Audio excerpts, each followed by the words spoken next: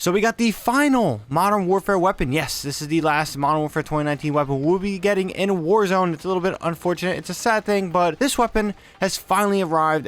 We had a little taste of this a while ago, and it was great. I loved it, and I was so excited to find out that this gun has now been added to Warzone. And today we're going to be talking about the best Warzone setup to utilize and kind of the play style you want to go for with this weapon to get the most benefits of it. So with that being said, let's jump into what you want to throw on this weapon. Now first off, on the muzzle you want the RAAL monocore suppressor. This doesn't sound like a suppressor, but it really is a suppressor. It gives you basically the same benefits of a monolithic. So there's that. The 32-inch RAAL line breaker barrel, utilize range, damage range, all that good stuff. Recoil control. On the other barrel you want the FS oblique, help with ADS time as well as recoil control. The Solo Zero K498 4x integral optic. Now this is the integral optic that comes with this weapon.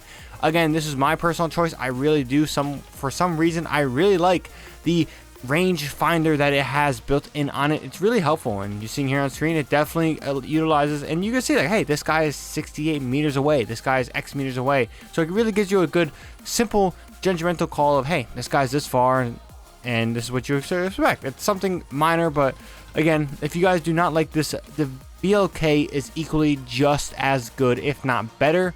For this, I know that a lot of people do like the VLK. I still love the VLK as well, but again, if you want to use the integral 4x, you could use that. If you want to use the VLK, you could use that. Either or, your choice. Really nothing crazy, but those two optics for sure for this build.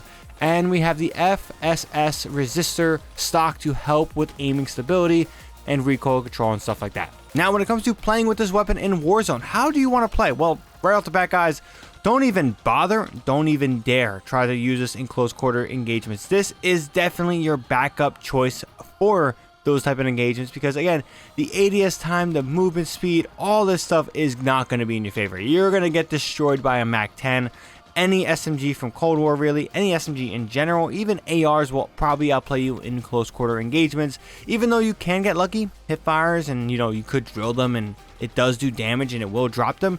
Yeah, you kind of don't want to push your luck. This weapon is great for medium to long range engagements. Now, do not pair this weapon with a sniper. I recommend you pair this with a close quarter option, whether it's an AR or an SMG. We're going to be running through a few options that you can use, but do not pair this with a sniper. This is your long range weapon. If you guys love sniping and you want to give it a break, well, the RAAL LMG is a great option to utilize if you want to give that break. It is a very low recoil, low rate of fire weapon with significant damage, but again, the rate of fire will definitely hinder it and making it broken. That's why in this case, it is a pretty solid weapon to use. But in regards to SMGs you want to use, well, you can still use the MP5, whether Modern Warfare or Cold War. You can still use the MP7, which I've been using recently, and it's very effective. The Bison's a good choice. The OTS is probably the best choice right now, along with the MAC-10 for SMGs to use. And you want to use the AMP perk. Now, Combat Scout is really going wild right now. A lot of people like it, including myself. But for this weapon, with its mobility and weapon swapping and the chance of you getting close quarter engagements, and you want to make sure you get to that SMG, you want to put on amped. This is one of the few times where I'm going to say that you want to pair amped with this gun, because if you don't, guys, it's going to be pretty slow to switch weapons and you might hurt yourself in the long run if you do that. But in all, guys, this LMG, it is really surprisingly really good. It's not game breaking, which is a relief to see, but it's also not bad at all. It is fun to use in mid range, and you guys probably seen this whole gameplay. I was decimating and just holding down this building in plunders, and I was just smoking people from all ranges, holding down, camping. Yes, I get it, camping, but this weapon is a lockdown weapon to hold people down and make sure they don't move. If you guys get shot at this, you're going to be probably scared, because it's going to sound terrifying and it's going to feel terrifying, I'm sure. But if you guys enjoyed this video and found it informative, definitely drop this video a like. And if you guys want more content from me, whether it's Call of Duty, Destiny 2, Battlefield 2042, or Halo Infinite, definitely hit that subscribe button to stay up to date with all that good content. With that being said, that's all I got for this one. Sean Ninja here, and I'm out.